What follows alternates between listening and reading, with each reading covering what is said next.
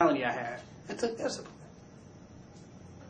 Especially when you know you're not learning it just for you, because you already had my success. You follow what I'm saying? So I'm not learning it just for me. I'm learning it so I can be effective in raising the consciousness of other people. That takes discipline. We have it in us. The freedom that we want comes with a price. The price is that we bring the highest out of ourselves. That's the price. The specific freedom we want comes with a specific price. For us to tap into that. And then we will allot that to others. And that freedom will grow for us as a people. It will grow from this house to a community, to our own land, to our own country, to the extermination of white people off the planet. You follow what I'm saying?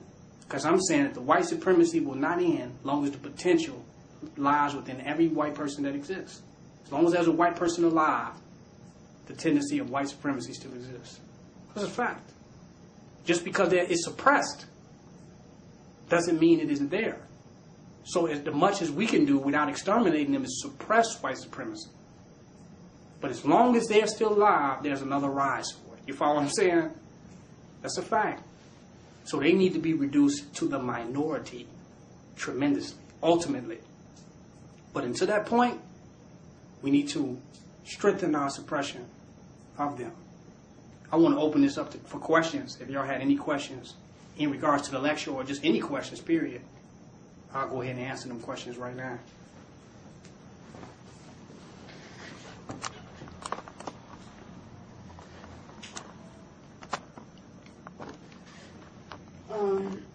Curiosity. What makes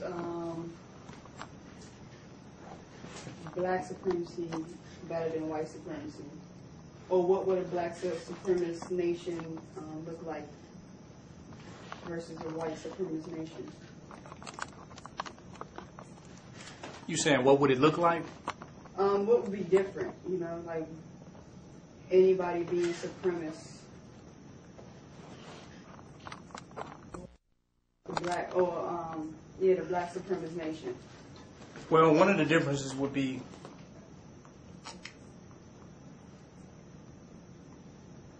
it would be the absence of white people in that nation. That's the major difference. And it would look like white people not ruling over us and us having independence and space from them. That's the major difference of black supremacy. How we can look outside of that, there's a lot of room. But the ultimate difference is the absence of them ruling over us and us being under them and them benefiting from all of our actions and deeds on the highest level and us not benefiting from our own. That's the major difference. Any other questions?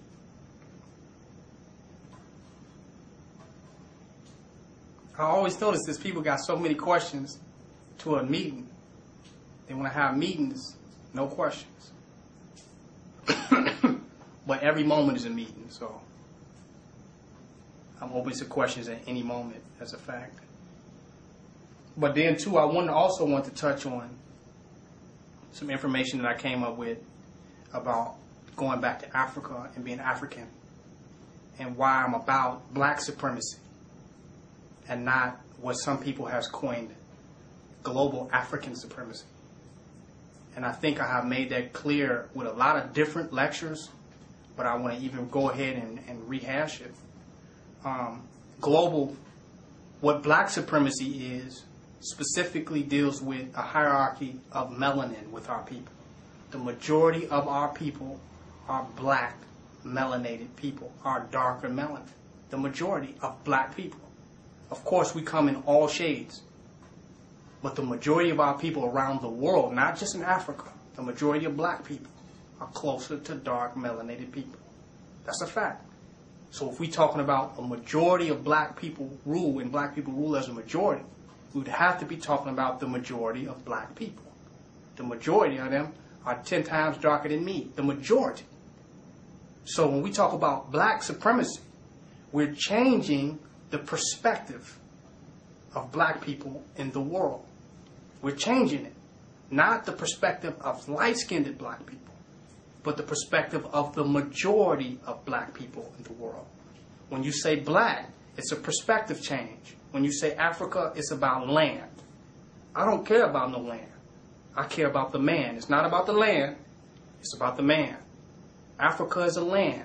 You can go and you can masturbate in the dirt. No child is coming up. A child must come from a black woman. So the geography of Africa is not significant to the existence of black people. You follow me? We might have more resources in Africa, but our existence is not limited to Africa, nor is it limited to people who consider themselves to be Africans. It's not. It's not geographically limited. If the land mass called Africa sunk off the earth, we would still exist. When you say black, you're talking about the transformation of a social consciousness where the blacker people are, the more they're hated. That's what we're here to transform. The blacker people are, the more they hate one another. We're here to transform that on a global level. Not just have land. Niggas is already fighting over land everywhere. In America, we fighting over the block. In Africa, we fighting over the bush. So this is not a land movement. But we know if we cultivate black love and true appreciation for one another, we will not be fighting over no land or no material. We will be able to work together in harmony to create the type of world we want to live in. So there must be a perspective change. So people talking about we need to go back and take over Africa, and this is about Africa. It's not about no Africa. The land Africa did not go into slavery. A people went into slavery. Do you see what I'm saying? That land is still there. When Mother Nature get tired of people, the white man, she will swallow his ass up. It's us who must worry about the European, not the land. The land will just get hotter. The land will just have what? Landslides, earthquakes, floods. That's how it gets rid of the European. As black people, we need to focus on how we're going to get rid of him. So I'm not a part of the land movement of going back to Africa or being African. Second of all, Europeans can call themselves Africans. You have white South Africans. That's what was going on in Africa with the apartheid and them fighting over land. It was a land dispute of who was African. They was already over there. They felt like they had rights to Africa. As long as it's about land, the white man can feel that he has a right to it because he's simply there. But when you make it about black, it is no way he can get in. There's no way the white man can get into black supremacy. The white man can put on a dashiki, he can look African, he can even be Afrocentric, but he will never be black. That's why it's about black supremacy. The white man will never change the melanin of his skin, so he can never, what do you call it, come in covertly. You know what I'm saying? Exactly. He can never get into that. He can. If you have a black supremacy meeting, it's no way he could be there. He can't be a double agent. He can't. You say Afrocentric, he could get in there. The white man could get in there. Because he's Afrocentric. He cares about Africa, whatever. He cares about African people. When you say black supremacy, it stops him at the door. He don't even want to be there. That's why we say black supremacy. Black supremacy. That means not even just light-skinned Africans, Gaddafi, Arabs, all that.